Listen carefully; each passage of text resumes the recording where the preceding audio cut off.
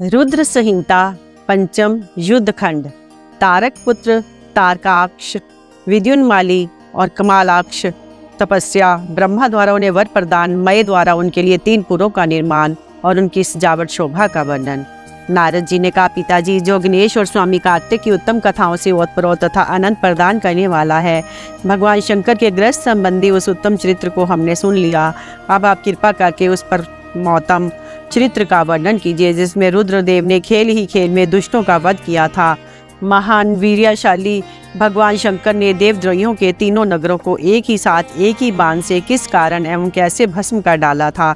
भगवान जिनके भाल में बाल चंद्रमा सुशोभित है तथा जो सदा माया के साथ विहार करने वाले हैं, उन भगवान शंकर का चरित्र तो देव ऋषियों को आनंद प्रदान करने वाला है। आप वह सारा चरित्र विस्तार पूर्वक वर्णन कीजिए। ब्रह्मा जी बोले, ऋषि श्रेष्ठ, पहले किसी समय व्यास ने सनत कुमार से ऐसा ही प्रश्न किया था। उस समय सनत कुमार जो कुछ उत्तर दिया वही मैं वर्णन करता हूँ। उस समय सनत कुमार ने कहा था, महाबुद्धिमान व्यास जी, विश्व का संहार करने वाले चंद्रमौली शिव ने जिस प्रकार एक ही बाण से त्रिपुर को भस्म किया था, वह चरित्र कहता हूँ, सुनो। मुनीश्वर, जब शिव कुमार स्कंद ने तारकासुर को मार डाला, तब उसके 3 पुत्रों को महान संताप हुआ। उनमें तारकाक्ष सबसे ज्येष्ठ था, विद्युन्माली मझला था और छोटे का नाम कमलाक्ष था। उन तीनों में समान बल था। वे जितेंद्रिय, सदा कार्य के लिए उद्यत, संयमी, सत्यवादी, दृढ़चित, महान वीर और देवों से द्रोह करने वाले थे। इन तीनों ने सभी उत्तमोत्तम एवं मनोहर भोगों का परित्याग करके मेरु पर्वत की एक कंदरा में जाकर परम अद्भुत तपस्या आरंभ की। वहां उन्होंने हजारों वर्षों तक ब्रह्मा जी की प्रसन्नता के लिए अत्यंत उग्र तप किया। तब सुर और असुरों के गुरु मां यशस्वी ब्रह्मा जी उनकी तपस्या से अत्यंत संतुष्ट होकर उन्हें वर देने के लिए प्रकट हुए। ब्रह्मा जी ने कहा, महादैत्यो, मैं तुम लोगों के तप से प्रसन्न हो गया हूँ, अतः तुम्हारी कामना के अनुसार तुम्हें सभी वर प्रदान करूंगा। देवद्रोहियों, मैं सबकी तपस्या के फल दाता और सर्वदा सब कुछ करने में समर्थ हूँ, अतः बताओ तुम लोगों ने इतना घोर तप किस लिए किया है। सनत कुमार जी कहते हैं, मुने ब्रह्मा जी की वह बात सुनकर सब ने अंजलि बांधकर पितामह के चरणों में प्रणिपात किया और फिर धीरे धीरे अपने मन की बात कहना आरंभ किया। दैत्य बोले, देवेश, यदि आप हम पर प्रसन्न हैं तो हमें वर देना चाहता है तो ये वर दीजिए कि समस्त प्राणियों में हम सब के लिए अवध्य हो जाएं। जगन्नाथ, आप हमें स्थिर कर दें और हमारे जरा रोग आदि सभी शत्रु नष्ट हो जाएं तथा कभी भी मृत्यु हमारे समीप ना फटके। हम लोगों का ऐसा विचार है कि हम लोग अजर अमर हो जाएं, त्रिलोकी में अन्य सभी प्राणियों को मौत के घाट उतारते रहें, क्योंकि ब्राह्मण यदि 5 ही दिनों में काल के गाल में चला जाना निश्चित ही है, तो अतुल लक्ष्मी, उत्तमोत्तम नगर, अन्य भोग सामग्री, उत्कृष्ट पद, ऐश्वर्य से क्या प्रयोजन है। मेरे विचार से तो उस प्राणी के लिए ये सभी व्यर्थ हैं। सनत कुमार जी कहते हैं, महर्षि, उन तपस्वी दैत्यों की ये बात सुनकर ब्रह्मा अपने स्वामी गिरिशाई भगवान शंकर का ध्यान करके बोले। ब्रह्मा जी ने कहा, असुरो, अमर तब सभी को नहीं मिल सकता, अतः तुम लोग अपना ये विचार छोड़ दो।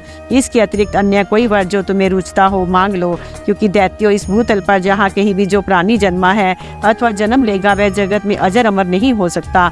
इसलिए पाप रहित असुरो, तुम लोग स्वयं अपनी बुद्धि से विचार कर मृत्यु की वंचना करते हैं कोई ऐसा दुर्लभ एवं दुस्साध्य वर मांग लो जो देवता और असुरों के लिए अशक्य हो। उस प्रसंग में तुम लोग अपने बल का आश्रय लेकर पृथक पृथक अपने मरण से किसी हेतु को मांग लो, जिससे तुम्हारी रक्षा हो जाए और मृत्यु तुम्हें वरुण न कर सके। सनत कुमार जी कहते हैं, महर्षि, ब्रह्मा जी के ऐसे वचन सुनकर वे 2 घड़ी तक ध्यानस्थ हो गए। फिर कुछ सोच विचार कर सर्वलोक पितामह ब्रह्मा जी से बोले। दैत्यों ने कहा, भगवान, यद्यपि हम लोग प्रबल पराक्रमी हैं, तथापि हमारे पास कोई ऐसा घर नहीं है जहाँ हम शत्रुओं से सुरक्षित रहकर सुखपूर्वक निवास कर सके। अतः आप हमारे लिए ऐसे 3 नगरों का निर्माण करा दीजिए जो अत्यंत अद्भुत और संपूर्ण संपत्तियों से संपन्न हो तथा देवता जिनका प्रदर्शन न कर सके। लोकेश, आप तो जगत गुरु हैं, हम लोग आपकी कृपा से ऐसे 3 पुरों में अधिष्ठित होकर इस पृथ्वी पर विचरण करेंगे। इसी बीच तारकाक्ष ने, विश्वकर्मा मेरे लिए जिस नगर का निर्माण करे वह स्वर्ण में हो, देवता भी उसका भेदन न कर सके। तत्पश्चात कमलाक्ष ने चांदी के बने हुए अत्यंत विशाल नगर की याचना की और विद्युन्माली ने प्रसन्न होकर वज्र के समान कठोर लोहे का बना हुआ बड़ा नगर मांगा। ब्राह्मण, ये 3 पुर मध्याह्न के समय अभिजीत मुहूर्त में चंद्रमा के पुष्य नक्षत्र पर स्थित होने पर एक स्थान पर मिला करें और आकाश में नीले बादलों पर स्थित होकर ये क्रमशः एक के ऊपर एक रहते लोगों की दृष्टि से ओझल रहें।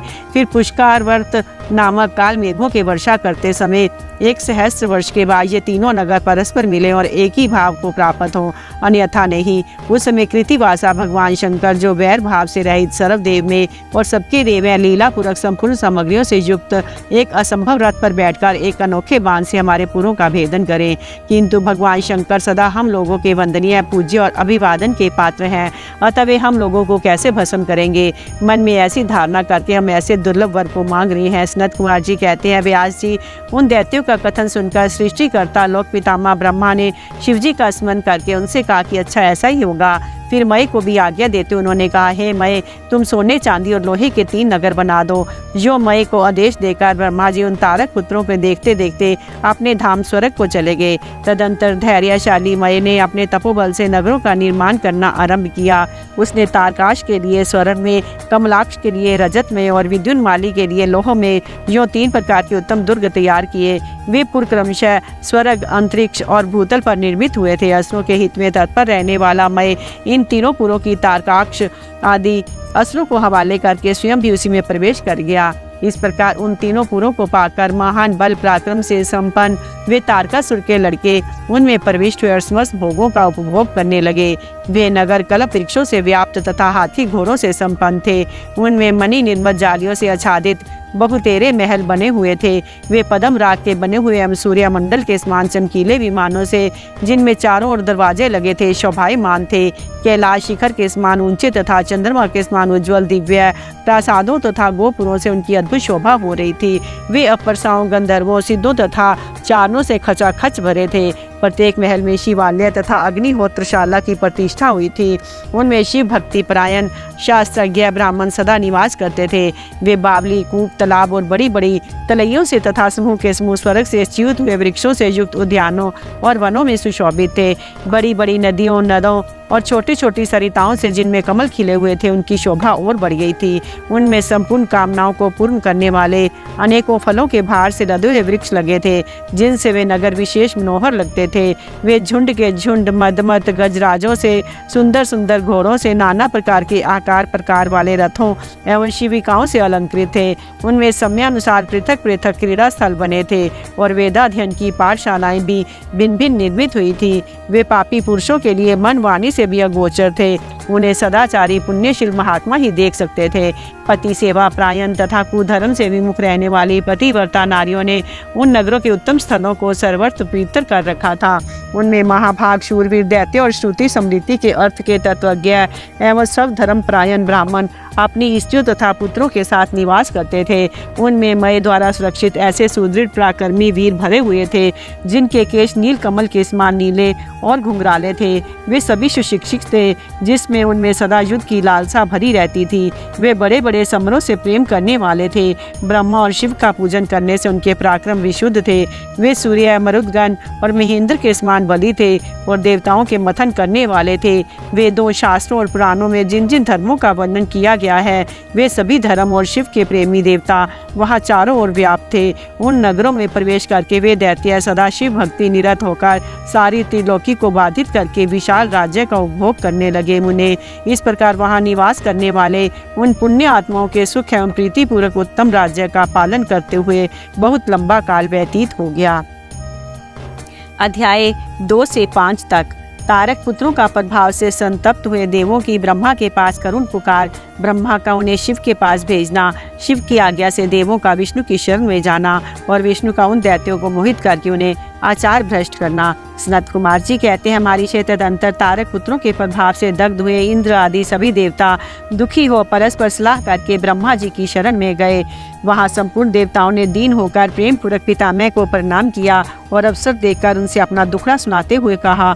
देवता बोले, धाता त्रिपुरों के स्वामी तारक पुत्रों ने तथा मैयासुर ने समस्त स्वर्गवासियों को संतप्त कर दिया है। ब्राह्मण, इसलिए हम लोग दुखी होकर आपकी शरण में आए हैं। आप उनके वध का कोई उपाय कीजिए, जिससे हम लोग सुख से रह सके।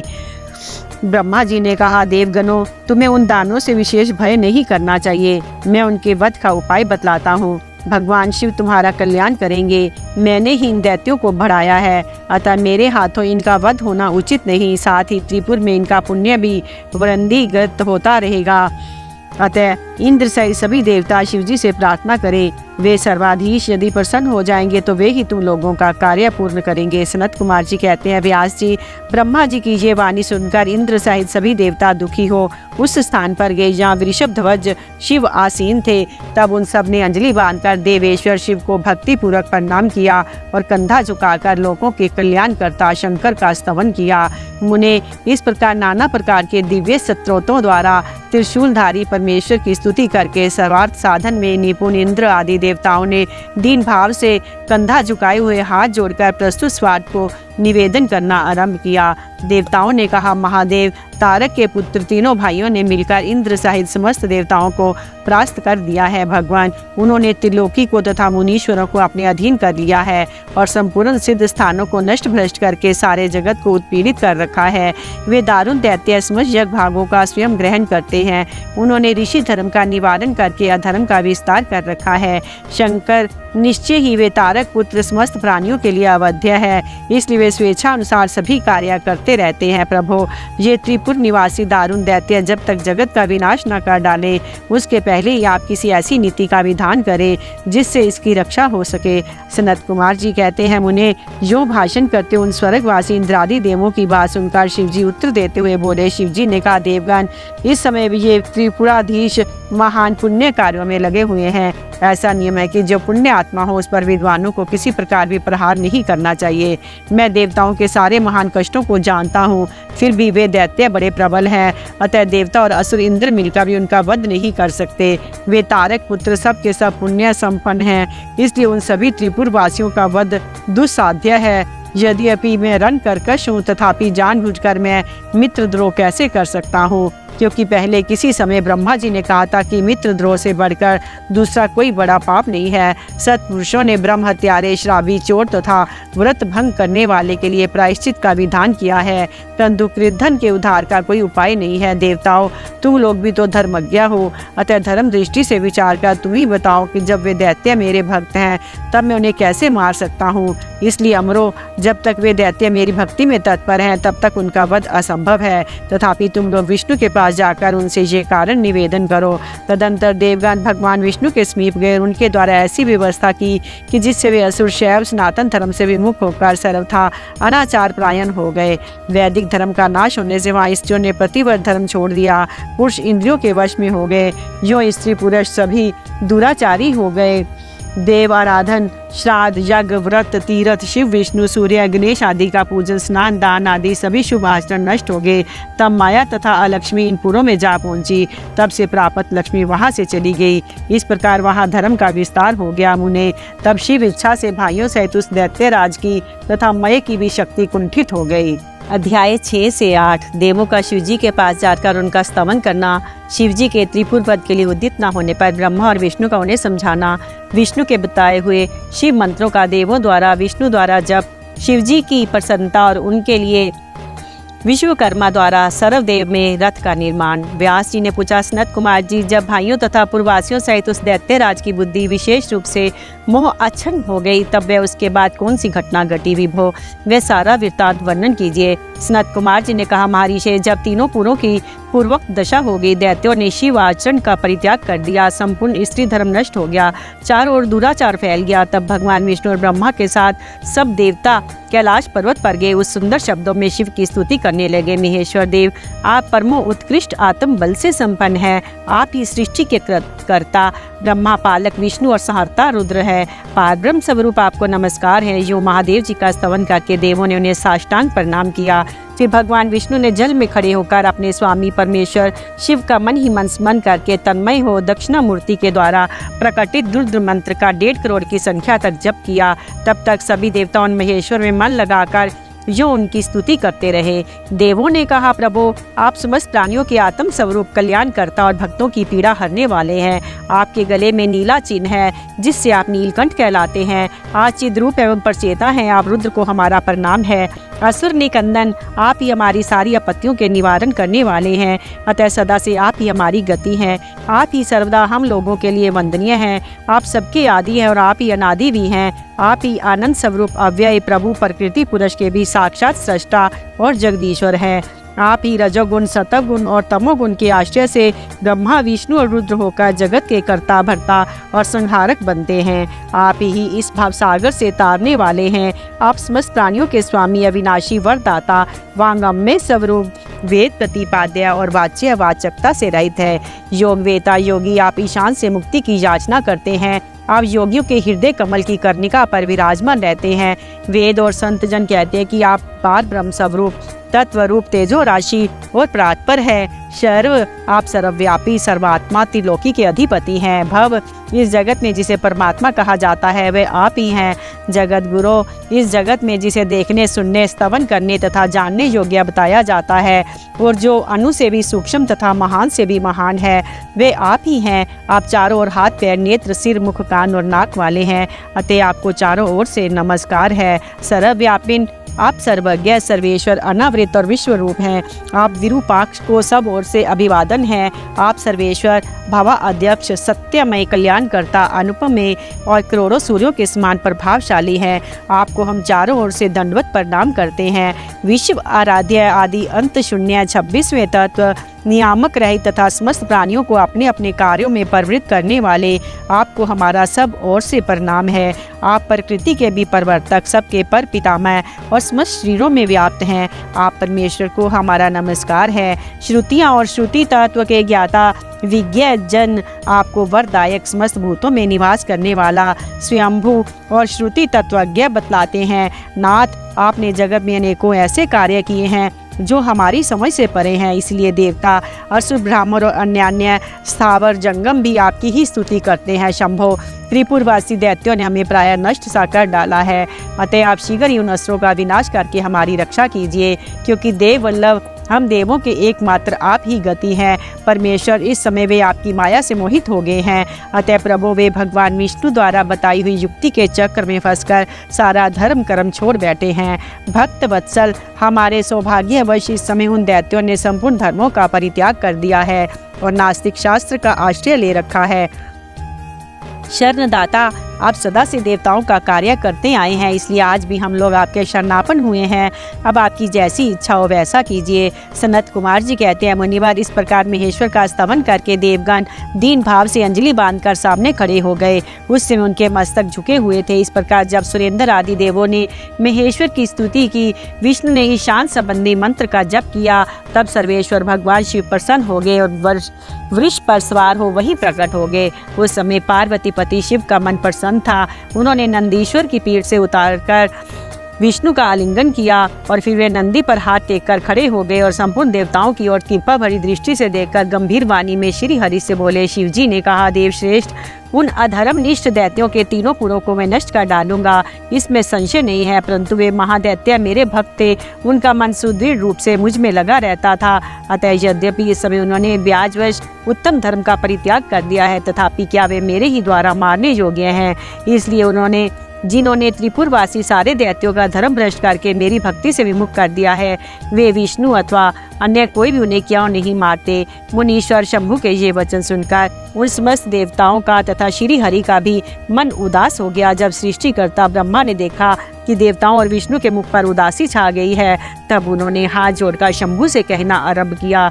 ब्रह्मा जी बोले, परमेश्वर, आप योग वेताओं में श्रेष्ठ, पारब्रह्म तथा सदा से देवों और ऋषियों की रक्षा में तत्पर हैं, अतः पाप आपका स्पर्श नहीं कर सकता। साथ ही आपके आदेश से ही तो उन्हें मोह में डाला गया है, इसके प्रेरक तो आप ही हैं। इस समय अवश्य ही उन्होंने अपने धर्म का परित्याग कर दिया है और वे आपको भक्ति से विमुख हो गए हैं, तथापि आपके सिवा दूसरा कोई उनका वध नहीं कर सकता।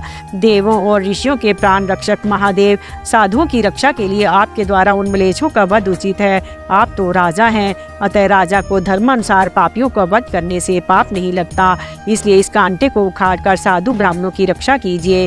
राजा यदि अपने राज्य तथा सरफ लोग अधिपत्य का स्थिर रखना चाहता है तो उसे अपने राज्यों में अन्यत्र भी ऐसा ही व्यवहार करना चाहिए। इसलिए आप देवगणों की रक्षा के लिए उद्यत हो जाइए, विलंब मत कीजिए। देव, देवेश, बड़े मुनीश्वर, जग, संपूर्ण वेद शास्त्र में और विष्णु में निश्चय ही आपकी प्रजा है। प्रभु, आप देवताओं के सार्वभौम सम्राट हैं। ये श्री हरि आदि देवगण तथा सारा जगत आपका ही कुटुंब है। अजन्मा देव श्री हरि आपके युवराज हैं और मैं ब्रह्मा आपका पुरोहित हूँ तथा आपकी आज्ञा का पालन पालन करने वाला शक्र राज कार्य संभालने वाला मंत्री है। सर्वेश अन्य देवता भी आपके शासन के नियंत्रण में रहकर सदा अपने अपने कार्य में तत्पर रहते हैं।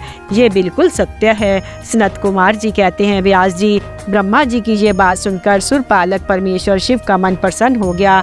तब उन्होंने ब्रह्मा जी से कहा, शिव जी ने कहा, ब्राह्मण, यदि आप मुझे देवताओं का सम्राट बतला रहे हैं तो मेरे पास उस पद के योग्य कोई ऐसी सामग्री तो है नहीं जिससे मैं उस पद को ग्रहण कर सकूं, क्योंकि ना तो मेरे पास कोई महान दिव्य रथ है, ना उसके उपयुक्त सारथी है, और ना संग्राम में विजय दिलाने वाला वैसा धनुष बाण ही है जिन्हें लेकर मैं मनोयोग पूर्वक संग्राम में उन प्रबल दैत्यों का वध कर सकूं। यूँ कहकर वे चुप हो गए, परंतु शिव जी को शीघ्र प्रस्तुत होते ना देखकर समस्त देवता कश्यप आदि ऋषि अत्यंत व्याकुल तथा दुखी हो गए। तब भगवान हरि ने उनसे कहा, भगवान विष्णु बोले, देवों तथा मुनियों, तुम लोग क्यों दुखी हो रहे हो? तुम्हें अपने सारे दुख का परित्याग कर देना चाहिए। अब तुम सब लोग आदर पूर्वक मेरी बात सुनो। देवगण, तुम ही लोग विचार करो कि महान पुरुषों की आराधना सुख साध्य नहीं होती। मैंने ऐसा सुना है कि महादारधन में पहले कष्ट झेलना पड़ता है, पीछे भक्त को दृढ़ता देकर इष्ट देव अवश्य प्रसन्न होते हैं। परंतु शिव तो समस्त गुणों के अध्यक्ष तथा परमेश्वर हैं, ये तो आशुतोष ही ठहरे। अतः पहले ओम का उच्चारण करके, फिर नमा का प्रयोग करके, फिर शिवाय कहकर 2 बार शुभम का उच्चारण करें। उसके बाद 2 बार गुरु का प्रयोग करके फिर शिवाय नमा ओम जोड़ दें। ऐसा करने से ओम नमः शिवाय शुभम शुभम कुरु कुरु शिवाय नमः ओम ये मंत्र बनता है। बुद्धि विशारदो, यदि तुम लोग शिव की प्रसन्नता के लिए इस मंत्र का पुनः 1 करोड़ जप करोगे तो शिव जी अवश्य तुम्हारा कार्य पूर्ण करेंगे। मुने प्रभावशाली श्री हरि ने जब यूं कहा तब सभी देवता पुनः शिव आराधना में लग गए। तत्पश्चात श्री हरि भी देवों तथा मुनियों के कार्य की सिद्धि के हेतु शिव में मन लगाकर विशेष रूप से विधि पूर्वक जप में तत्पर हो गए। मुनि श्रेष्ठ, इधर देवगण धैर्य संपन्न हो बारंबार शिव शिव यों उच्चारण करते हुए 1 करोड़ जप करके सामने खड़े हो गए। इसी समय स्वयं साक्षात शिव पूर्वक स्वरूप धारण करके प्रकट हो गए और यों कहने लगे। श्री शिव जी बोले, हरे ब्राह्मण, देवगण तथा उत्तम व्रत का पालन करने वाले मुनियों, मैं तुम लोगों के इस जप से प्रसन्न हो गया हूँ।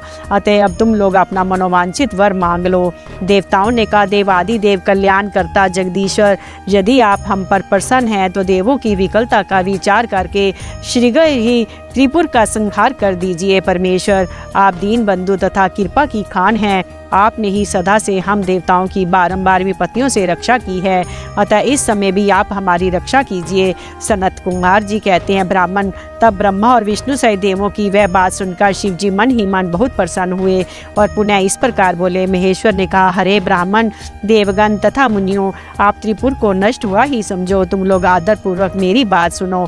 मैंने पहले जिस दिव्य रथ, सारथी, धनुष और उत्तम बाण को अंगीकार किया है वह सब शीघ्र ही तैयार करो। विष्णु तथा विधेय, निश्चय ही तुम दोनों त्रिलोकी के अधिपति हो, इसलिए तुम्हें चाहिए कि मेरे लिए प्रयत्न पूर्वक सम्राट के योग्य सारा उपकरण प्रस्तुत कर दो। तुम दोनों सृष्टि के सृजन और पालन कार्य में नियुक्त हो, अतः त्रिपुर को नष्ट हुआ समझकर देवताओं की सहायता के लिए ये कार्य अवश्य करो। ये शुभ मंत्र महान पुण्य में तथा मुझे प्रसन्न करने वाला है। वह भक्ति मुक्ति का दाता, संपूर्ण कामनाओं का पूरक और शिव भक्तों के लिए आनंद प्रद है। वह स्वर्गकामी पुरुषों के लिए धन, यश और आयु की वृद्धि करने वाला है। ये निष्काम के लिए मोक्ष तथा साधन करने वाले पुरुषों के लिए भक्ति मुक्ति का साधक है। जो मनुष्य पवित्र होकर सदा इस मंत्र का कीर्तन करता है, सुनता है अथवा दूसरे को सुनाता है, उसकी सारी अभिलाषाएं पूर्ण हो जाती हैं। सनत कुमार जी कहते हैं, मुने, परमात्मा शिव की ये बात सुनकर सभी देवता परम प्रसन्न हुए। ब्रह्मा तथा विष्णु को तो विशेष आनंद प्राप्त हुआ। उस समय विश्वकर्मा ने शिव की आज्ञा अनुसार विश्व के हित के लिए एक सर्वदेवमय तथा परम शोभन दिव्य रथ का निर्माण किया। अध्याय 9वां, अध्याय 10वां। सर्वदेवमय रथ का वर्णन। शिव जी को उस रथ पर चढ़कर युद्ध के लिए प्रस्थान। उनका पशुपति नाम पड़ने के कारण शिव जी द्वारा गणेश का पूजन और त्रिपुर दाहा मय दानव का त्रिपुर से जीवित बच निकलना। व्यास जी ने कहा, शैव पर्वर सनत कुमार जी, आपकी बुद्धि बड़ी उत्तम है। आप सर्वज्ञ हैं तात। आपने परमेश्वर शिव की जो कथा सुनाई है वे अत्यंत अद्भुत है। आप बुद्धिमान विश्वकर्मा ने शिव जी के लिए जिस देव एवं परमो उत्कृष्ट दिव्य रथ का निर्माण किया था उसका वर्णन कीजिए। सूत जी कहते हैं, मुने व्यास जी की ये बात सुनकर मुनीश्वर सनत कुमार शिव जी के चरण कमलों का स्मरण करके बोले। सनत कुमार जी ने कहा, महाबुद्धिमान मुनिवर व्यास जी, मैं शिव जी के पाद पद्मों का स्मरण करके अपने बुद्धि के अनुसार रथ की निर्माण कथा का वर्णन करता हूँ, सुनो।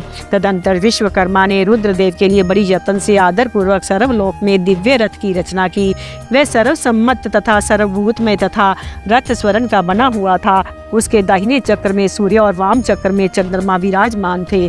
दाहिने चक्र में 12 अरे लगे हुए थे जिनमें 12 सूर्य प्रतिष्ठित थे और बाया पहिया 16 अरों से युक्त था जिनमें चंद्रमा की 16 कलाएं विराजमान थी। उत्तम व्रत का पालन करने वाले विप्रेंद्र, अश्विन आदि सभी 27 नक्षत्र भी उस वाम चक्र की ही शोभा बढ़ा रहे थे। विप्रश्रेष्ठ 6 ऋतुएं उन दोनों पहियों की नेमी बनी। अंतरिक्ष रथ का अगर भाग हुआ। मंदराचल ने रथ की बैठक का स्थान ग्रहण किया। उदयाचल और अस्ताचल ये दोनों उस रथ के कुबर हुए।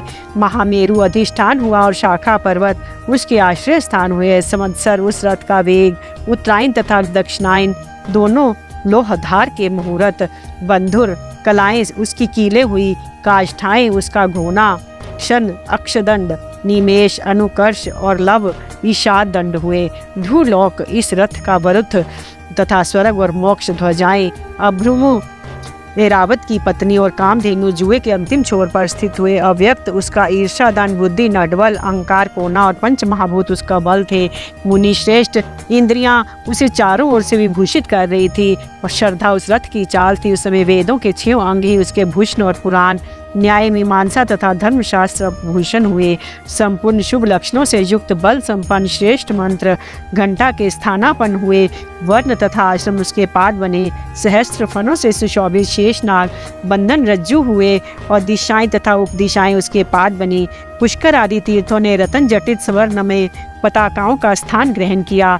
चारों समुद्र उस रथ के आच्छादन वस्त्र बने। गंगा आदि सभी शेष सरिताओं ने सुंदरी स्त्रियों का रूप धारण किया और समस्त आभूषणों से विभूषित हो हाथ में चमर ले यत्र तत्र स्थित होकर वे रथ की शोभा बढ़ाने लगी। वहाँ आदि 7 वायुओं ने स्वरम में उत्तम सोपान का काम संभाला। लोकालोक पर्वत उसके चारों ओर का उपसोपान और मानस आदि सरोवर उसके सुंदर बाहरी विषम स्थान हुए। सारे वर्षाचल उसके चारों और आर के पाश बने और नीचे के लोकों के स्वामी उस रथ का तल भाग हुए। देवादि देव भगवान ब्रह्मा लगाम पकड़ने वाले सारथी हुए। ब्रह्म दैवत ओंकार उन ब्रह्मदेव का चाबुक हुआ। आकार ने विशाल छत्र का रूप धारण किया। मंदराचल पार्श्व भाग का दंड हुआ। शैलराज हिमालय धनुष और स्वयं नागराज शेष उसकी प्रत्यंचा बने। श्रुति रूपनी सरस्वती देवी उस धनुष की घंटा हुई और महातेजस्वी विष्णु बाण तथा अग्नि उस बाण के नोक बने। मुने चारों वेद उस रथ में जुतने वाले 4 घोड़े कहे गए हैं। इसके बाद शेष बची हुई ज्योतियां उन अश्वों की आभूषण हुई। विष से उत्पन्न हुई वस्तुओं से सेना का रूप धारण किया।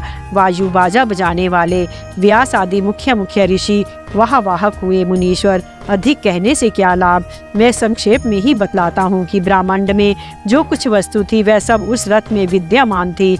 इस प्रकार बुद्धिमान विश्वकर्मा ने ब्रह्मा और विष्णु की आज्ञा से उस शुभ रथ का तथा रथ सामग्री का निर्माण किया था। सनत कुमार जी कहते हैं, महर्षि, इस प्रकार के महान दिव्य रथ में जो अनेक विध आश्चर्यों से युक्त था, वेद रूपी अश्वों को जोतकर ब्रह्मा ने उसे शिव को समर्पित कर दिया। शंभु को निवेदित करने के पश्चात जो विष्णु आदि देवों के सम्मानीय एवं त्रिशूल धारण करने वाले हैं, उन देव देवेश्वर की प्रार्थना करके ब्रह्मा जी ने उन्हें उस रथ पर चढ़ाने लगे। तब महान ऐश्वर्यशाली सर्वदेव ने शंभु रथ सामग्री से युक्त उस दिव्य रथ पर आरूढ़ हुए। उस समय ऋषि देवता गंधर्व नाग लोकपाल और ब्रह्मा विष्णु भी उनकी स्तुति कर रहे थे। गान विद्या विशारद अप्सराओं के गान उन्हें घेरे हुए थे। सारथी के स्थान पर ब्रह्मा को देखकर उन वरदायक शंभु की विशेष शोभा हुई। लोक की सारी वस्तुओं से कल्पित उस रथ पर शिवजी चढ़ ही रहे थे कि वेद संभूत वे घोड़े सिर के बाल भूमि पर गिर पड़े। पृथ्वी में भूकंप आ गया सारे पर्वत डगमगाने लगे। सहसा शेषनाग शिव जी का भार न सह सकने के कारण आतुर हो कांप उठे। तब उसी क्षण भगवान धरणीधर ने उठकर नंदीश्वर का रूप धारण किया और रथ के नीचे जाकर उसे ऊपर को उठाया। परंतु नंदीश्वर भी रथारूढ़ महेश के साथ उस उत्तम तेज को सहन न कर सके, अतः उन्होंने तत्काल ही पृथ्वी पर घुटने टेक दिए। तत्पश्चात भगवान ब्रह्मा ने शिवजी की आज्ञा से हाथ में चाबुक ले घोड़ों को उठाकर उस श्रेष्ठ रथ को खड़ा किया। तदंतर महेश द्वारा अधिष्ठित उस उत्तम रथ में बैठे हुए ब्रह्मा जी ने रथ में जुटे हुए मन और वायु के समान वेगशाली वेद में अश्वों को उन तपस्वी दानों के आकाश स्थित तीनों पुरों को लक्ष्य करके आगे बढ़ाया। तत्पश्चात लोकों के कल्याण करता भगवान रुद्र देवों की ओर दृष्टिपात करके कहने लगे, सुर श्रेष्ठों, यदि तुम लोग देवों तथा अन्य प्राणियों के विषय में पृथक पृथक पशुत्व की कल्पना करके उन पशुओं को आधिपत्य मुझे प्रदान करोगे, तभी मैं असुरों का संहार करूंगा, क्योंकि वे देवश्रेष्ठ तभी मारे जा सकते हैं, अन्यथा उनका वध असंभव है। सनत कुमार जी कहते हैं, मुने आगाध बुद्धि संपन्न देवादिदेव भगवान शंकर की ये बात सुनकर सभी देवता पशुत्व के प्रति संशक्तिक हो उठे, जिससे उनका मन खिन्न हो गया। तब उनके भाव को समझकर देव अंबिकापति शंभु करुणा आर्द्र हो गए। फिर वे हंसकर उन देवताओं से इस प्रकार बोले, शंभु ने कहा, देव श्रेष्ठों, पशु भाव प्राप्त होने पर तुम लोगों का पतन नहीं होगा। मैं उस पशु भाव से विमुक्त होने का उपाय बतलाता हूँ, सुनो और वैसा ही करो। समाहित मन वाले देवताओं, मैं तुम लोगों से सच्ची प्रतिज्ञा करता हूँ, जो उस दिव्य पशुपात व्रत का पालन करेगा वह पशु तब से मुक्त हो जाएगा। सुर श्रेष्ठों, तुम्हारे अतिरिक्त जो अन्य प्राणी भी मेरे पशुपत व्रत का करेंगे वे भी निस्संदेह पशुपत व्रत को करेंगे, वे भी निस्संदेह पशुत्व से छूट जाएंगे। जो नैष्ठिक ब्रह्मचर्य का पालन करते हुए 12 वर्ष तक, 6 वर्ष तक अथवा 3 वर्ष तक मेरी सेवा करेगा अथवा कराएगा, वह पशुत्व से विमुक्त हो जाएगा।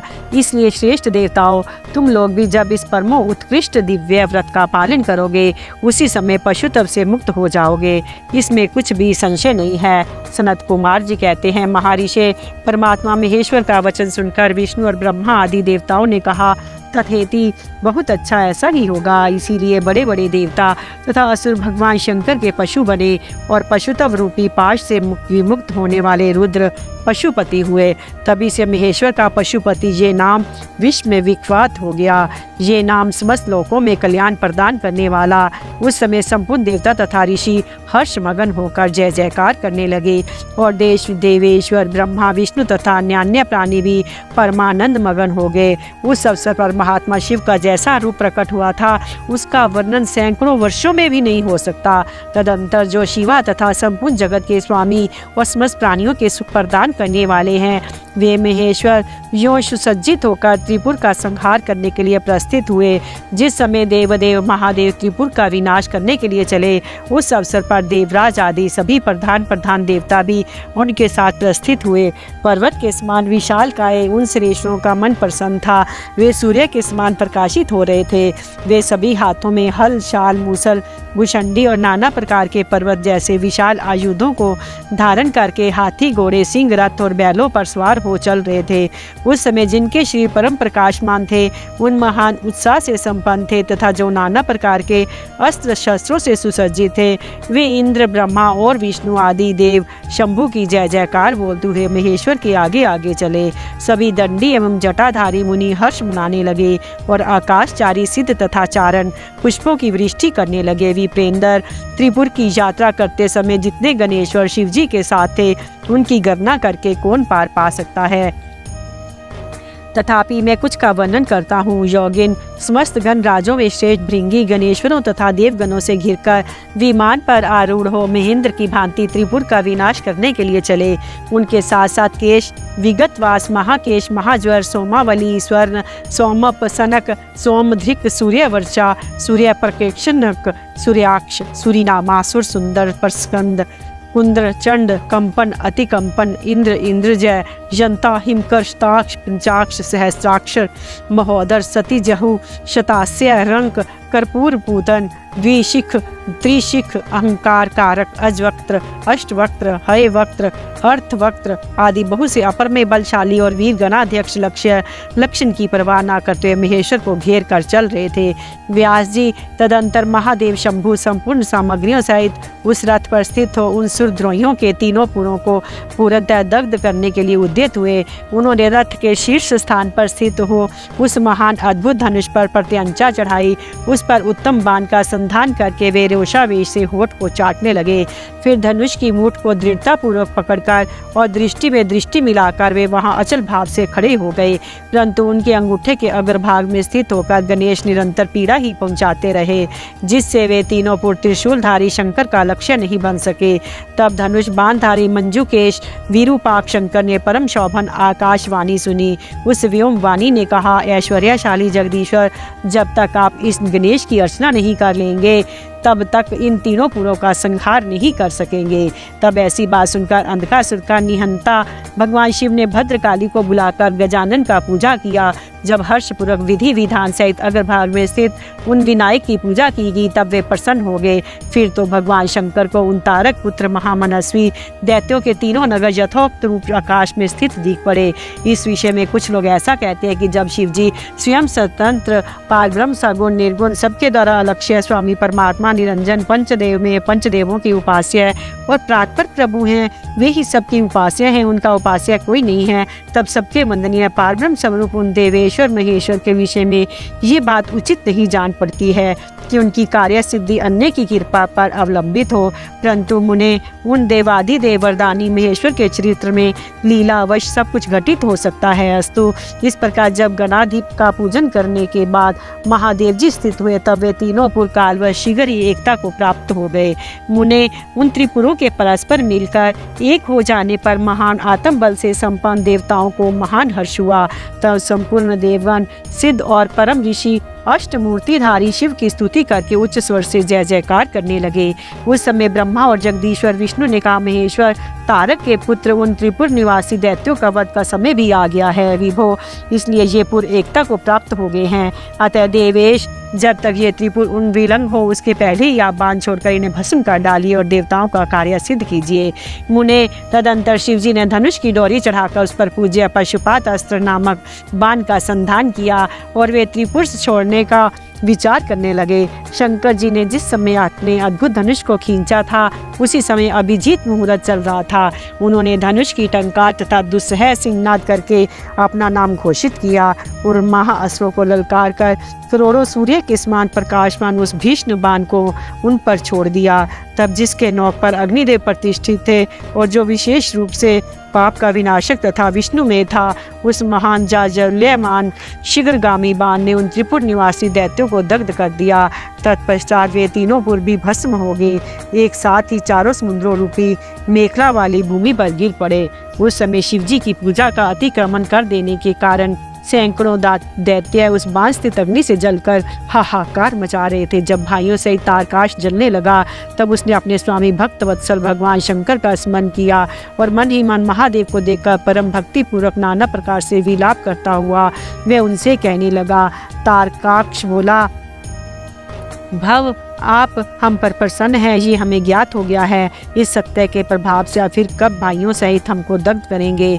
भगवान, जो देवता और असुरों के लिए अप्राप्य है, वे आपके हाथ से मरण रूप दुर्लभ लाभ हमें प्राप्त हो गया।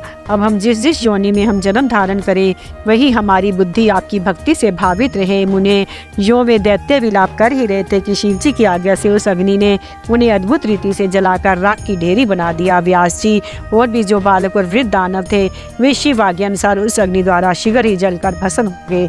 यहाँ तक कि उन त्रिपुरों में जितनी स्वार्थी और पुरुष थे वे सब के सब उस अग्नि से उसी प्रकार दग्ध हो गए जैसे कल्पांत में जगत भस्म हो जाता है। उस समय उस भीषण अग्नि से कोई भी स्थावर जंगम बिना जले नहीं बचा, किंतु असुरों का विश्वकर्मा विनाशी मय बच गया, क्योंकि वह देवों का विरोधी शंभु के तेज से सुरक्षित और सद्भक्त था।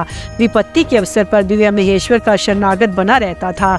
जिन दैत्यों और अन्य प्राणियों का भाव अभाव अथवा कृत अकृत के प्राप्त होने पर नाशकारक पतन नहीं होता, वे विनाश से बचे रहते हैं। इसलिए सत्पुरुषों को अत्यंत संभावित उत्तम कर्म के लिए ही प्रयत्न करना चाहिए, क्योंकि निंदित कर्म करने से प्राणी का विनाश हो जाता है। अतः गर्हित कर्म का आचरण भूल कर भी ना करें। उस समय भी जो दैत्य बंधु बांधवों से शिव जी की पूजा में तत्पर थे, वे सब के सब शिव पूजा के प्रभाव से दूसरे जन्म में गणों के अधिपति हो गए। अध्याय 12 देवों के स्तवन से शिवजी का कोप शांत होना और शिवजी का उन्हें वर देना। मय दानव का शिवजी के समीप आना और उनसे वर याचना करना। शिवजी से वर पाकर मय का वितल लोक में जाना। व्यास जी ने पूछा, महाबुद्धिमान सनत कुमार जी, आप तो ब्रह्मा के पुत्र और शिव भक्तों में सर्वश्रेष्ठ हैं, अतः आप धन्य हैं। और ये बतलाइए कि त्रिपुर के दग्ध हो जाने पर समतुल्य देवताओं ने क्या किया, मय कहाँ गया और त्रिपुर अध्यक्षों की क्या गति हुई। यदि ये वृत्तांत शंभु की कथा से संबंध रखने वाला हो तो वह सब विस्तार पूर्वक मुझसे वर्णन कीजिए। सूत जी कहते हैं, मुनि, व्यास जी का प्रश्न सुनकर सृष्टिकर्ता ब्रह्मा के पुत्र भगवान सनत कुमार शिव जी के युगल चरणों का स्मरण करके बोले। सनत कुमार जी ने कहा, महाबुद्धिमान व्यास जी, जब महेश्वर ने दैत्यों से खचाखच भरे हुए संपूर्ण त्रिपुर को भस्म कर दिया, तब सभी देवताओं को महान आश्चर्य हुआ। उस समय शंकर जी के महान भयंकर रौद्र रूप को, जो करोड़ों सूर्य के समान प्रकाशमान और प्रलयकालीन अग्नि की भांति तेजस्वी था तथा जिसके तेज से 10 दिशाएं प्रज्वलित सी दिख रही थी, देखकर साथ ही हिमाचल पुत्री पार्वती देवी की ओर दृष्टिपात करके संपूर्ण देवता भयभीत हो गए। तब मुख्य देवता विनम्र होकर सामने खड़े हो गए। उस अवसर पर बड़े बड़े ऋषि भी देवताओं की वाहिनी को भयभीत देखकर खड़े ही रह गए, कुछ बोल ना सके।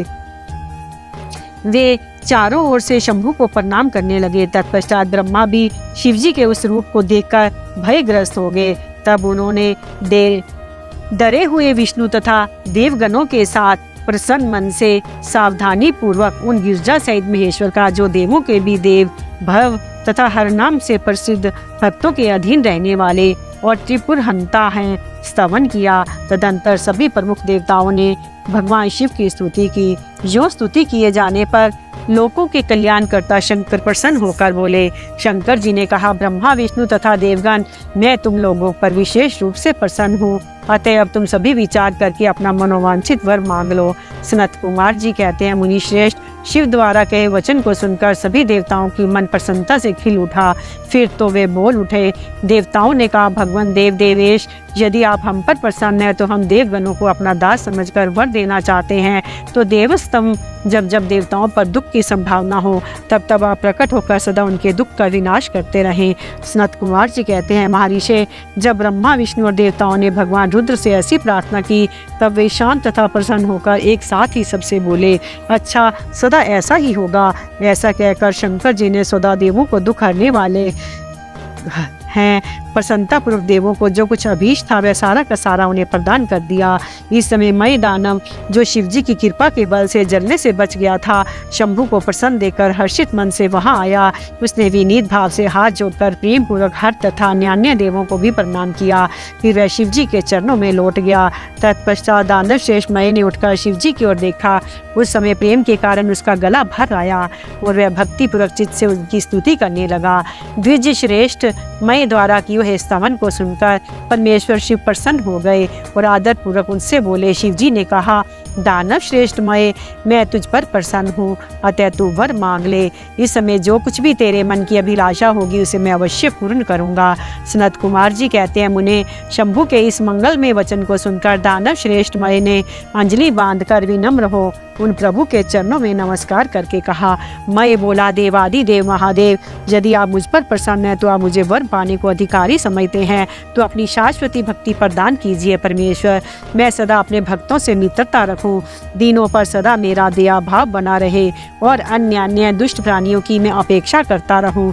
महेश्वर, कभी भी मुझसे आसुर भाव का उदय ना हो। नाथ, निरंतर आपके शुभ भजन में तल्लीन होकर निर्भय बना रहूं। सनत कुमार जी कहते हैं, व्यास जी, शंकर तो सबके स्वामी तथा भक्तवत्सल हैं। मय ने जब इस प्रकार उन परमेश्वर की प्रार्थना की, तब वे प्रसन्न होकर मय से बोले। महेश्वर ने कहा, दानवस्तम, तू मेरा भक्त है, तुझसे कोई भी विकार नहीं है, तै तू धन्य है। अब मैं तेरा जो कुछ भी अभीष्ट वर है वह सारा का सारा तुझे प्रदान करता हूँ। अब तू मेरी आज्ञा से अपने परिवार सहित वितल लोक को चला जा, वह स्वर्ग से भी रमणीय है। तू वहाँ प्रसन्न चित्त से मेरा भजन करते हुए निर्भय होकर निवास कर। मेरी आज्ञा से कभी भी तुझ में आसुर भाव का प्राकट्य नहीं होगा। सनत कुमार जी कहते हैं, मुने मैंने महात्मा शंकर की उस आज्ञा को सिर झुकाकर स्वीकार किया। उन्हें तथा अन्य देवों को भी प्रणाम करके वह वितल लोक को चला गया। तदंतर महादेव जी देवताओं के उस महान कार्य को पूर्ण करके देवी पार्वती अपने पुत्र और संपूर्ण गणों सहित अंतर ध्यान हो गए। जब परिवार समेत भगवान शंकर अंतर्हित हो गए तब वह धनुष बाण तथा रथ आदि सारा उपकरण भी अदृश्य हो गया। तत्पश्चात ब्रह्मा विष्णु तथा अन्य देव मुनि गंधर्व की नरनाग सर्प अप्सरा और मनुष्यों का महान हर्ष प्राप्त हुआ। वे सभी शंकर जी के उत्तम यश का बखान करते हुए आनंद पूर्वक अपने अपने स्थान को चले गए। वहां पहुंचकर उन्हें परम सुख की प्राप्ति हुई। महर्षि, इस प्रकार मैंने शशि मौली शंकर जी का विशाल चरित्र, जो त्रिपुर विनाश को सूचित करने वाला तथा परमो उत्कृष्ट लीला से युक्त है, सारा का सारा तुम्हें सुना दिया। अध्याय 13 से 28 तक। दंभ की तपस्या और विष्णु द्वारा उसे पुत्र प्राप्ति का वरदान, शंखचूड़ का जन्म, तप और उसे वर प्राप्ति, ब्रह्मा जी की आज्ञा से उसका पुष्कर में तुलसी के पास आना, उसके साथ वार्तालाप, ब्रह्मा जी का पुनः वहां प्रकट होकर दोनों को आशीर्वाद देना और शंखचूड़ का गंधर्व विवाह की विधि से तुलसी का पानी ग्रहण करना। तदंतर जालंधर की उत्पत्ति से लेकर उसके वध तक का प्रसंग सुनाकर सनत कुमार जी ने कहा, मुने अब शंभु का दूसरा चरित्र मेरे प्रेम पूर्वक सुनो। इसके सुनने मात्र से शिव भक्ति सुदृढ़ हो जाती है। व्यास जी, शंखचूड़ नाम का एक महावीर दानव था जो देवों के लिए कंटक स्वरूप था। उसे शिवजी ने रण के मुहाने पर त्रिशूल से मार डाला था। शिवजी का वह दिव्य चरित्र परम पावन तथा पाप नाशक है। तुम पर अधिक स्नेह होने के कारण मैं उसका वर्णन करता हूँ, तुम प्रेम पूर्वक उसे श्रवण करो। ब्रह्मा के पुत्र जो महर्षि मरीचि थे, उनके पुत्र कश्यप हुए। ये मननशील धर्मिष्ठ सृष्टिकर्ता विद्या संपन्न तथा प्रजापति थे। दक्ष ने प्रसन्न होकर अपनी 13 कन्याओं का विवाह इनके साथ कर दिया। उनकी संतानों का इतना अधिक विस्तार हुआ कि उसका वर्णन करना कठिन है। उन कश्यप पत्नियों से एक का नाम दनु था। वे श्रेष्ठ सुंदरी तथा महारूपवती थी। उस साध्वी का सौभाग्य बड़ा हुआ था। मुने, उस दनु के बहुत से महाबली पुत्र उत्पन्न हुए। विस्तार भय से उनका नाम नहीं गिनाए जा रहे हैं। उनमें एक का नाम विप्रचित था, जो महान बल पराक्रम से संपन्न था। उसका पुत्र दंभ हुआ, जो जितेंद्रिय, धार्मिक तथा विष्णु भक्त था। जब उसके कोई पुत्र नहीं हुआ तब उस वीर को चिंता व्याप्त हो गई। उसने शुक्राचार्य को गुरु बनाकर उनसे श्री कृष्ण मंत्र प्राप्त किया और पुष्कर में जाकर घोर तप करना आरंभ किया। वहां सुदृढ़ आसन लगाकर कृष्ण मंत्र का जप करते उससे 1 लाख वर्ष बीत गए। तब उस तपस्वी के मस्तक से एक जाज्वल्यमान तेज होकर निकलकर सर्वत्र व्याप्त हो गया। वह तेज इतना दुस्सह था कि उससे संपूर्ण देवता, मुनि तथा मनु संतप्त हो उठे। तब वे इंद्र का अगुआ बनाकर ब्रह्मा के शरणापन्न हुए। वहां उन्होंने संपूर्ण संपत्तियों के दाता विधाता को प्रणाम करके उनकी स्तुति की। फिर विशेष रूप से व्याकुल होकर अपना सारा वृत्तांत उनसे कह सुनाया। उनकी बात सुनकर ब्रह्मा भी उन्हें साथ लेकर वे सारा वृत्तांत विष्णु को सुनाने के लिए बैकुंठ को चले। वहां पहुंचकर सब लोगों ने त्रिलोकी के अधीश्वर तथा रक्षक परमात्मा विष्णु को विनीत भाव से प्रणाम किया। फिर हाथ जोड़कर उनकी स्तुति करने लगे।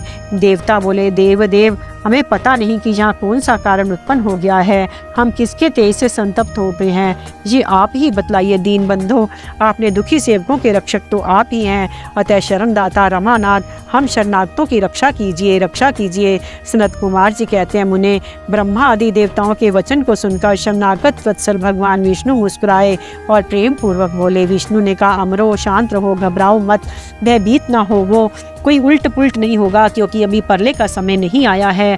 दंभ नामक दानव है जो मेरा भक्त है और पुत्र की कामना से तप कर रहा है। मैं उसे वरदान देकर शांत कर दूंगा। सनत कुमार जी कहते हैं, मुने, भगवान विष्णु के यो कहने पर ब्रह्मा आदि देवताओं की व्यग्रता जाती रही। वे सभी धैर्य धारण करके अपने अपने धाम को लौट गए। इधर भगवान अच्युत भी वर प्रदान करने के लिए पुष्कर को चल पड़े, जहाँ वह दंभ नामक दानव तप कर रहा था। वहाँ पहुंचकर श्री हरि ने अपने मंत्र का जप करने वाले भक्त दंभ को सांत्वना देते हुए मधुर वाणी में कहा, वर मांग। तब विष्णु का उपयुक्त वचन सुनकर और उन्हें आगे उपस्थित देखकर दंभ बड़ी भक्ति के साथ उनके चरणों में लोटपोट हो गया और बारंबार स्तुति करते हुए बोला। दंभ ने कहा, देवादिदेव कमल नयन, आपको नमस्कार है। रमानाथ, मुझ पर कृपा कीजिए। त्रिलोकेश, मुझे एक ऐसा वीर पुत्र दीजिए जो आपका भक्त तथा महान बल पराक्रम से संपन्न हो। वह त्रिलोकी को जीत ले परंतु देवता उसे पराजित ना कर सके। सनत कुमार जी कहते हैं, मुने दानवराज दंभ के यूं कहने पर श्री हरि ने उसे वह वर दे दिया। उस घोर तप से उस निवृत्त करके स्वयं अंतर ध्यान हो गए। दानवेंद्र दंभ की तपस्या सिद्ध हो चुकी थी, जिससे उसका मनोरथ पूर्ण हो गया था। अतः वह भी श्री हरि के चले जाने पर उस दिशा को नमस्कार करके अपने घर को लौट गया। थोड़े ही समय के उपरांत उसका भाग्यवती पत्नी गर्भवती हो गई। वे अपने तेज से घर के भीतरी भाग को प्रकाशित करती हुई शोभा पाने लगी। उन्हें श्री कृष्ण के पार्षदों का अग्रणी जो सुदामा नामक गोप था, जिसे राधा जी ने शाप दे दिया था, वही उसके गर्भ में प्रविष्ट हुआ था। तदंतर समय आने पर साध्वी दंभ पत्नी ने एक तेजस्वी बालक को जन्म दिया। तब पिता ने बहुत से मुनीश्वरों को बुलाकर उसका विधि पूर्वक जात कर्म आदि संस्कार संपन्न किया। द्विजोतम उस पुत्र के उत्पन्न होने पर बहुत बड़ा उत्सव मनाया गया। फिर शुभ दिन आने पर उस बालक का शंखचूड़ ऐसा नामकरण किया। वे अपने पिता के घर में शुक्ल पक्ष के चंद्रमा की भांति बढ़ने लगा। वे अत्यंत तेजस्वी था, अतः उसने बचपन में ही सारी विद्याएं सीख ली। वे नित्य बाल क्रीड़ा करके अपने माता पिता का हर्ष बढ़ाने लगा। अपने समस्त कुटुंबियों को तो वह विशेष रूप से प्रेम भाजन हो गया। तदंतर जब शंखचूड़ बड़ा हुआ तब जैगीश्वय मुनि के उपदेश से पुष्कर में जाकर ब्रह्मा जी को प्रसन्न करने के लिए भक्ति पूर्वक तपस्या करने लगा। उस समय वह एकाग्र मन हो अपनी इंद्रियों को काबू में करके गुरुपदिष्ट ब्रह्म विद्या का जप करता रहा। यों पुष्कर में तपस्या करते हुए दानवराज शंखचूड़ को वर देने के लिए लोक गुरु एवं ऐश्वर्यशाली ब्रह्मा शीघ्र ही वहां पधारे। वहां उस दानवेंद्र से बोले, वर मांग। ब्रह्मा जी को देखकर उसने अत्यंत नम्रता से उन्हें अभिवादन किया, फिर उत्तम वाणी से उनकी स्तुति की। तत्पश्चात उसने ब्रह्मा से वर मांगते हुए कहा, भगवान मैं देवताओं के लिए अजय हो जाऊं। तब ब्रह्मा जी परम प्रसन्न होकर बोले, तथास्तु ऐसा ही होगा। फिर उन्होंने शंखचूड़ को वह दिव्य श्री कृष्ण कवच प्रदान किया जो जगत के संपूर्ण मंगलों का भी मंगल और सर्वत्र विजय प्रदान करने वाला है। तब ब्रह्मा जी ने उसे आज्ञा दी कि तुम बद्रीवन को जाओ, वहीं धर्मध्वज की कन्या तुलसी काम भाव से तपस्या कर रही है, तुम उसके साथ विवाह कर लो। यूं कहकर ब्रह्मा जी उसी क्षण उसके सामने ही तुरंत अंतर ध्यान हो गए। तब तपस्सिद्ध शंखचूड़ ने भी, जिसके सारे मनोरथ तपोबल से पूर्ण हो चुके थे और मुख पर प्रसन्नता खेल रही थी, पुष्कर से ही उस जगत के मंगलों के भी मंगल स्वरूप कवच को गले में बांध लिया और ब्रह्मा के आज्ञा अनुसार वे तत्काल ही बद्रिका आश्रम को चल पड़ा। वहां दानव शंखचूड़ सहसा उस स्थान पर जा पहुंचा जहां धर्मध्वज की पुत्री तुलसी तप कर रही थी। सुंदरी तुलसी का रूप अत्यंत कमनीय और मनोहर था। वह उत्तम शील से संपन्न थी। उस सती को देखकर शंखचूड़ उसके समीप ही ठहर गया और मधुर वाणी से उससे बोला। शंखचूड़ ने कहा, सुंदरी तुम कौन हो, किसकी पुत्री हो, तुम यहाँ चुपचाप बैठकर क्या कर रही हो, ये सारा रहस्य मुझे बतलाओ। सनत कुमार जी कहते हैं, मुने शंखचूड़ के ये सकाम वचन सुनकर तुलसी ने उससे कहा। तुलसी बोली, मैं धर्मध्वज की तपस्विनी कन्या हूँ, यहाँ तपोवन में तप कर रही हूँ। आप कौन हैं? सुखपूर्वक अपने अभीष्ट स्थान को चले जाइए, क्योंकि नारी जाति ब्रह्मा आदि को भी मुंह में डाल देने वाली होती है। ये विष तुल्य निंदनीय दोष उत्पन्न करने वाली माया रूपनी तथा विचारशीलों को भी श्रृंखला के समान जकड़ लेने वाली होती है। सनत कुमार जी कहते हैं, महर्षि तुलसी जब इस प्रकार रस भरी बातें कहकर चुप हो गई तब उसे मुस्कुराती देखकर शंखचूड़ ने भी कहना आरंभ किया। शंखचूड़ बोला, देवी तुमने जो बात कही है वह सारी की सारी मिथ्या है, ऐसी बात नहीं है, उसमें कुछ सत्य है और कुछ असत्य भी है। इसका विवरण मुझसे सुनो शोभने। जगत में जितनी पतिव्रता नारियां हैं उनमें तुम अग्रणी हो। मेरा तो ऐसा विचार है कि जैसे मैं पाप बुद्धि कामी नहीं हूँ, उसी प्रकार तुम भी काम पराधीना नहीं हो। फिर भी इस समय मैं ब्रह्मा जी की आज्ञा से तुम्हारे समीप आया हूँ और गंधर्व विवाह की विधि से तुम्हें ग्रहण करूँगा। भद्रे, क्या तुम मुझे नहीं जानती हो अथवा तुमने कभी मेरा नाम भी नहीं सुना है? अरे देवताओं में भगदड़ डालने वाले शंखचूड़ मैं ही हूँ। मैं धनु का वंशज तथा दंभ नामक दानव का पुत्र हूँ। पूर्व काल में श्री हरि का पार्षद था। मेरा नाम सुदामा गोप था। इससे मैं राधिका जी के शाप से दानवराज शंखचूड़ होकर उत्पन्न हुआ हूँ। ये सारी बातें मुझे ज्ञात हैं, क्योंकि श्री कृष्ण के प्रभाव से मुझे अपने पूर्व जन्म का स्मरण बना हुआ है। सनत कुमार जी कहते हैं, उन्हें तुलसी के समक्ष यूं कहकर शंखचूड़ चुप हो गया। जब दानवराज ने आदरपूर्वक तुलसी से ऐसा सत्य वचन कहा तब वह परम प्रसन्न हुई और मुस्कुरा कर कहने लगी। तुलसी बोली, भद्र पुरुष, आज आपने अपने सात्विक विचार से मुझे पराजित कर दिया है। जो पुरुष स्त्री द्वारा प्राप्त न हो सके वह संसार में धन्यवाद का पात्र है, क्योंकि जिसे स्त्री जीत लेती है वह पुरुष सदाचारी होते हुए भी सदा अपावन बना रहता है। देवता, पितृ और समस्त मानव उसकी निंदा करते हैं। जनाना शौच तथा मरना शौच में ब्राह्मण 10 दिनों में, क्षत्रिय 12 दिनों में और वैश्य 15 दिनों में शुद्ध हो जाता है तथा शूद्र की शुद्धि 1 मास में हो जाती है, ऐसा वेद का अनुशासन है। परंतु स्त्री से पराजित हुए पुरुष की शुद्धि चिंता दाह के अतिरिक्त अन्य किसी प्रकार से संभव ही नहीं है। इसी कारण उसके पितृ उसके द्वारा दिए गए पिंड तर्पण आदि को इच्छा पूर्वक ग्रहण नहीं करते तथा देवता भी उसके द्वारा अर्पित किए गए पुष्प फल आदि को स्वीकार नहीं करते। जिसका मन स्त्रियों द्वारा आहत हो जाता है उसके ज्ञान उत्तम तप, जप, होम, पूजन, विद्या और दान से क्या लाभ, अर्थात उसके ये सभी निष्फल हो जाते हैं। मैंने आपके विद्या प्रभाव और ज्ञान की जानकारी के लिए ही आपकी परीक्षा ली है, क्योंकि कामिनी का चाहिए कि वे अपने मनोनीत कांत की परीक्षा करके उस पति रूप से वर्ण करें। सनत कुमार जी कहते हैं, व्यास जी जिस समय तुलसी यों वार्तालाप कर रही थी उस समय सृष्टिकर्ता ब्रह्मा वहाँ आ पहुँचे और इस प्रकार कहने लगे। ब्रह्मा जी ने कहा, शंखचूड़, तुम इसके साथ क्यों व्यर्थ में वाद विवाद कर रहे हो? तुम गंधर्व विवाह की विधि से इसका परिग्रहण करो, क्योंकि निश्चय तुम पुरुष रतन हो। ये सती साध्वी नारियों में रतन स्वरूपा है। ऐसी दशा में निपुणा का निपुण के साथ समागम गुणकारी ही होगा। फिर तुलसी की ओर लक्ष्य करके बोले, सती साध्वी तुलसी, तू ऐसे गुणवान कांत की क्यों परीक्षा ले रही है? ये तो देवताओं, असुरों तथा दानों का मान मर्दन करने वाला है। सुंदरी, तू इसके साथ संपूर्ण लोकों में सर्वदा उत्तम स्थान में चिरकाल तक यथेष्ट विहार कर श्रीरांत होने पर यह पुनः गोलोक में श्री कृष्ण को ही प्राप्त होगा और इसकी मृत्यु हो जाने पर तू भी वैकुंठ में चतुर्भुज भगवान को प्राप्त करेगी। सनत कुमार जी कहते हैं, उन्हें इस प्रकार आशीर्वाद देकर ब्रह्मा अपने धाम को चले गए। तब दानव शंखचूड़ ने गंधर्व विवाह की विधि से तुलसी का परिग्रहण किया। यों तुलसी के साथ विवाह करके वे अपने पिता के स्थान को चला गया और मनोरम भवन में उस रमणी के साथ विहार करने लगा। अध्याय 29वां। अध्याय 30वां। शंखचूड़ का असुर राज्य पर अभिषेक और उसके द्वारा देवों का अधिकार छीना जाना, देवों का ब्रह्मा की शरण में जाना, ब्रह्मा को उन्हें साथ लेकर विष्णु के पास जाना, विष्णु के द्वारा शंखचूड़ के जन्म का रहस्य उद्घाटन और फिर सबका शिव के पास जाना और शिव सभा में उनकी झांकी करना तथा अपना अभिप्राय प्रकट करना। सनत कुमार जी कहते हैं, महर्षि, जब शंखचूड़ ने तप करके वर प्राप्त कर लिया और वह विवाहित होकर अपने घर लौट आया तब दानवों और दैत्यों को बड़ी प्रसन्नता हुई। वे सभी असुर तुरंत ही अपनी लोक से निकलकर अपने गुरु शुक्राचार्य को साथ ले दल बनाकर उसके निकट आए और विनय पूर्वक उसे प्रणाम करके अनेकों प्रकार से आदर प्रदर्शित करते हुए उसका स्तवन करने लगे।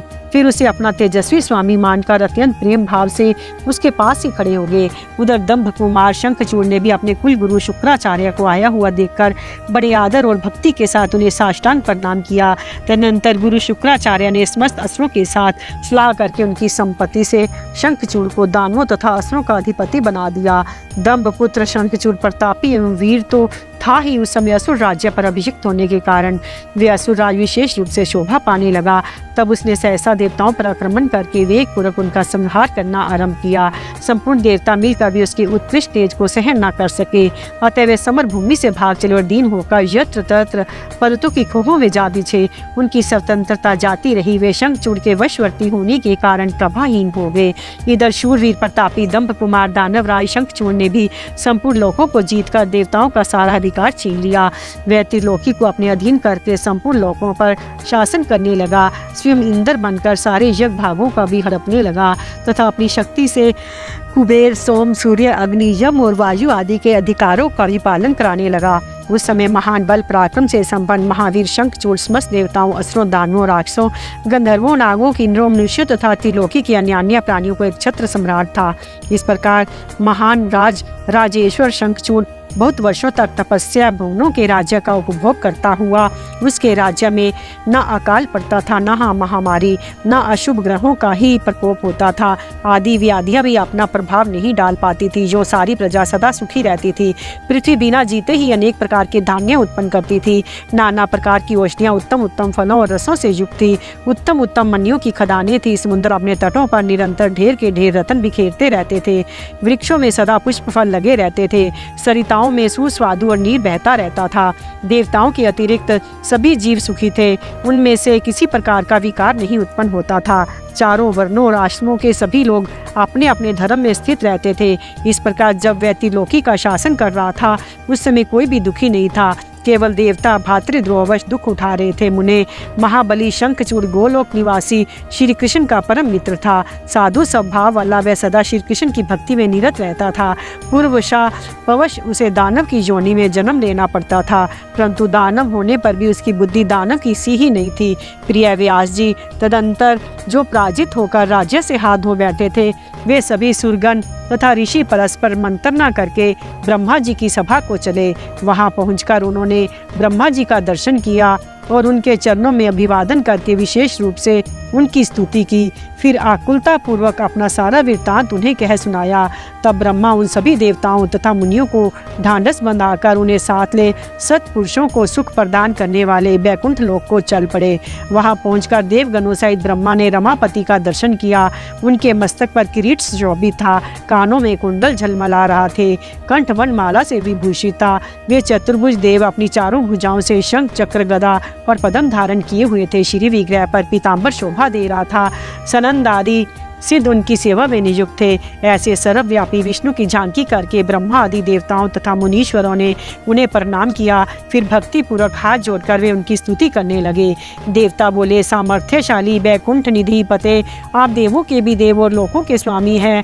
आप त्रिलोकी के गुरु हैं। श्री हरे, हम सब आपके शरणापन्न हुए हैं, आप हमारी रक्षा कीजिए। अपनी महिमा से कभी च्युत न होने वाले ऐश्वर्यशाली त्रिलोकेश, आप ही लोकों के पालक हैं। गोविंद लक्ष्मी आप में ही निवास करती है। आप अपने भक्तों के प्राण स्वरूप हैं, आपको हमारा नमस्कार है।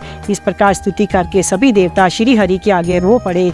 उनकी बात सुनकर भगवान विष्णु ने ब्रह्मा से कहा। विष्णु बोले, ब्राह्मण, ये बैकुंठ योगियों के लिए भी दुर्लभ है। तुम यहाँ किस लिए आए हो? तुझ पर कौन सा कष्ट आ पड़ा है? वह यथार्थ रूप से मेरे सामने वर्णन करो। सनत कुमार जी कहते हैं, मुने श्री हरि का वचन सुनकर ब्रह्मा जी ने विनम्र भाव से सिर झुकाकर उन्हें बारंबार प्रणाम किया और अंजलि बांधकर परमात्मा विष्णु के सम्मुख स्थित हो देवताओं के कष्ट से भरी हुई शंखचूड़ की सारी करतूत कह सुनाई। तब समस्त प्राणियों के भावों के ज्ञाता भगवान श्री हरि इस बात को सुनकर हंस पड़े और ब्रह्मा से उस रहस्य का उद्घाटन करते हुए बोले।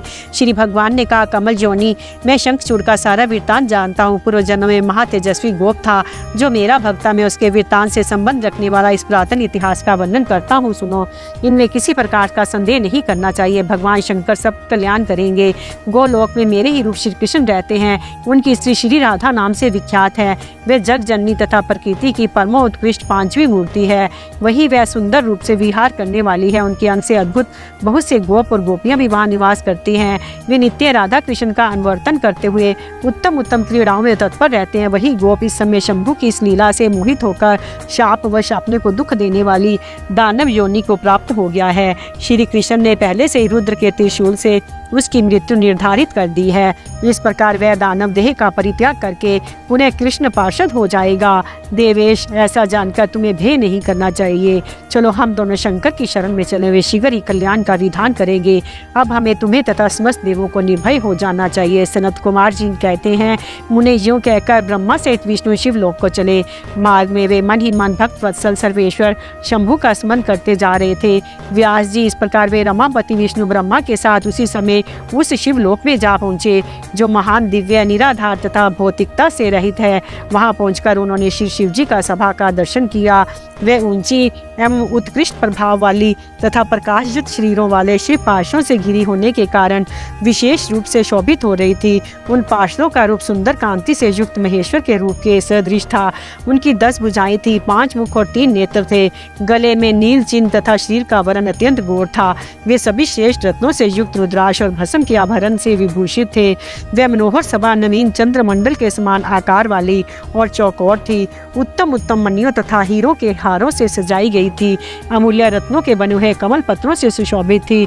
उसमें मणियों की जालियों से युक्त गवाक्ष बने थे, जिससे वह चित्र विचित्र दिख रही थी। शंकर की इच्छा से उसमें पद्म राग मणि जड़ी हुई थी, जिसमें वह अद्भुत सी लग रही थी। वह स्मयंतक मणि की बनी हुई सैकड़ों सीढ़ियों से युक्त थी। उसमें चारों ओर इंद्रनील मणि के खंभे लगे थे, जिन पर स्वर्ण सूत्र से ग्रथित चंदन के सुंदर पल्लव लटक रहे थे। जिससे वह मन को मोह लेती थी। वह भली भांति संस्कृत तथा सुगंधित वायु से सुवासित थी। 1 सहस्त्र योजन विस्तार वाली वह सभा बहुत से किंकरों से खचाखच भरी थी। उसके मध्य भाग में अमूल्य रत्नों द्वारा निर्मित एक विचित्र सिंहासन था। उसी पर उमा सही शंकर विराजमान थे। उन्हें सुरेश्वर विष्णु देखा। वे तारकाओं से गिरे चंद्रमा के समान लग रहे थे। वे किरीट, कुंडल और रत्नों की मालाओं से विभूषित थे। उनके सारे अंग में भस्म रमाई हुई थी। वे लीला कमल धारण किए हुए थे। महान उल्लास से भरे हुए उमाकांत का मन शांत तथा प्रसन्न था। देवी पार्वती ने उन्हें सुवासित तंबूल प्रदान किया था, जिसे वे चबा रहे थे। शिवगण हाथ में श्वेत चंवर लेकर परम भक्ति के साथ उनकी सेवा कर रहे थे और सिद्ध भक्तिवश सिर झुकाकर उनके स्तवन में लगे थे। वे गुणातीत परेशान त्रिदेवों के जनक, सर्वव्यापी, निर्विकल्प, निराकार, स्वेच्छानुसार साकार, कल्याण स्वरूप, माया रहित, अजन्मा, आद्य, माया के अधीश्वर, प्रकृति और पुरुष से भी प्रातपर, सरस, समर्थ, परिपूर्णतम और समता युक्त हैं। ऐसे विशिष्ट गुणों से युक्त शिव को देखकर ब्रह्मा और विष्णु ने हाथ जोड़कर उन्हें प्रणाम किया। फिर वे स्तुति करने लगे। विविध प्रकार से स्तुति करके अंत में वे बोले, भगवान, आप दीनों और अनाथों के सहायक, दीनों के प्रतिपालक, दीन बंधु, त्रिलोकी के अधीश्वर और शरणागत वत्सल हैं। गौरीश, हमारा उद्धार कीजिए परमेश्वर, हम पर कृपा कीजिए नाथ, हम आपके ही अधीन हैं। अब आपकी जैसी इच्छा हो वैसा करें।